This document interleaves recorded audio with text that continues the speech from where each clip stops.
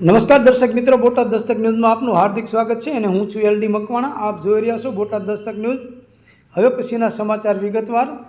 આજે જોગાનું જોગ ઝાંસીની રાણી વીરાંગના લક્ષ્મીબાઈના જન્મદિવસના પ્રસંગે શિવરાજપુરના ઝાંસીની રાણી જેવા સેજલબેન જેઓ બીએસએફની ટ્રેનિંગ પૂરી કરી પોતાના માદરે વતન જસદણ તાલુકાના શિવરાજપુર ગામે આવતા તેમના પરિવાર તથા શિવરાજપુર ગામના લોકો દ્વારા સેજલબેનની ભવ્ય શોભાયાત્રા રેલી યોજી સામૂહિક કરી સન્માન સાથે આખા ગામમાં શોભાયાત્રા કાઢી, જેમાં શિવરાજપુરના તમામ જ્ઞાતિના લોકો જોડાયેલા.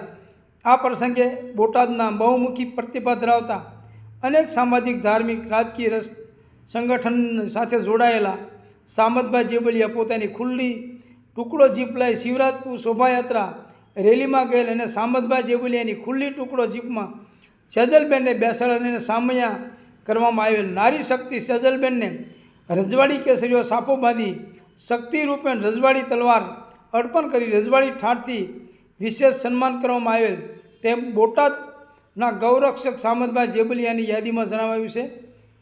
Botad Dastak news, LD Makwana, Botad.